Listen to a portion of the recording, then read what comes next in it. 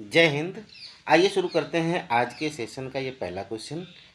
Question बोलता है कि महेश ने एक रेडियो उसके विक्रय मूल्य के 9/10 पर खरीदा और उसे उसके मूल विक्रय मूल्य से 8% अधिक पर बेचा। उसका लाभ प्रतिशत बताना है। तो बच्चों इस क्वेश्चन को देखो, आपको ये कितना शानदार क्वेश्चन दिया गया है।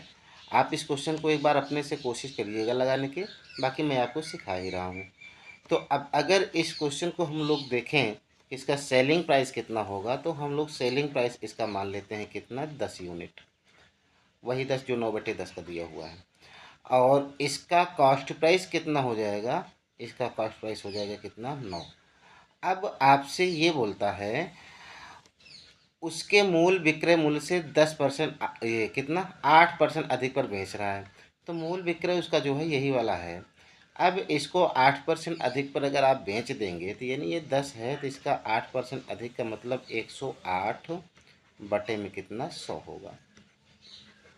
एक जीरो इससे कट गया और एक जीरो से ये बन जाएगा कितना, 10.8।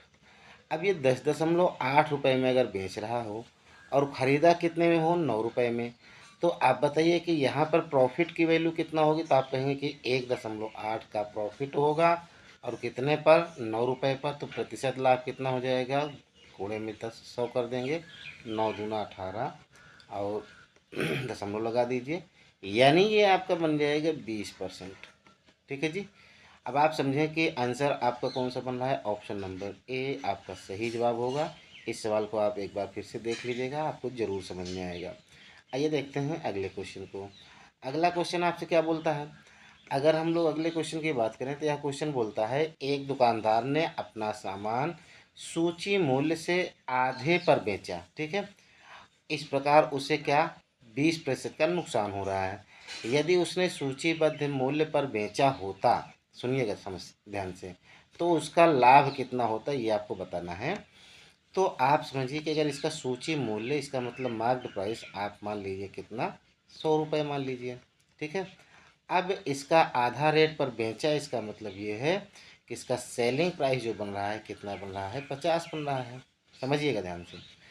अब 50 में जब बेचा तो क्या हुआ, उसको 20% का नुकसान हो रहा है। तो इसका मतलब अगर यहाँ से हम कास्ट प्राइस निकालना चाहें तो कास्ट प्राइस जो आपका बनेगा, ये आपका बनेगा 50, ठीक है, गुणे में 100/80। 80 क्यों, इसलिए 80 के 20% का नुकसान हो रहा है। तो अब आप समझिए कि 20 चौके 80, 20 पंजे 100 और 2 दूना 4 और 2 25 में 50, यानी 125/2, यानी कितना, 62.5। कितना भाई, 62.5 इसका कास्ट प्राइस बन गया। अब 62.5 इसका अगर कास्ट प्राइस में बन गया, बोलता क्या है आगे समझिएगा। ये कह रहा है कि यदि सूचीबद्ध मूल्य पर बेचा होता, यानी कि 100 रुपये में ही बेचा होता, तब समझिए। अगर 100 रुपये में ही बेचता और 62.5 रुपये कास्ट प्राइस है, तो इसका मतलब इसका जो प्रॉफिट होगा, ये प्रॉफिट कितना होगा, आप कहेंगे कि 100 में 62.5 घटाएंगे तो 37.5 का प्रॉफिट होगा, और वो भी कितने पर, 62.5 पर। ठीक है, अच्छा, तो 100 पे कितना होगा, 100 पे होगा कितना, निकाल लेते हैं। 12.5 और 12.5 कट गया। अब 5 से कितनी बार जाएगा, 20 बार जाएगा, और 20 कितना हो जाएगा, 60। यानी कि आंसर आपका 60% होना चाहिए। ऑप्शन नंबर ए आपका सही जवाब होगा। बड़ा ही अच्छा क्वेश्चन है। आप अगर इस सवाल को लगाने की कोशिश करेंगे एक बार, तो आपको बड़ा ही अच्छा लगेगा। आइए देखते हैं अगले क्वेश्चन को। अगले क्वेश्चन को अगर हम लोग ध्यान से देखें तो यह क्वेश्चन क्या बोलता है। यह क्वेश्चन बोलता है यदि मैंने 100 रुपये में कितना, 11 किताबें खरीदी और 110 रुपये में 10 किताबें बेची, तो बेची गई प्रति पुस्तक का लाभ प्रतिशत बताना है। आप ये समझिए कि यहाँ पर वस्तुएं हो गई, आर्टिकल लिख सकते हैं, आर्टिकल, ठीक है, और यहाँ पर प्राइस लिख देते हैं।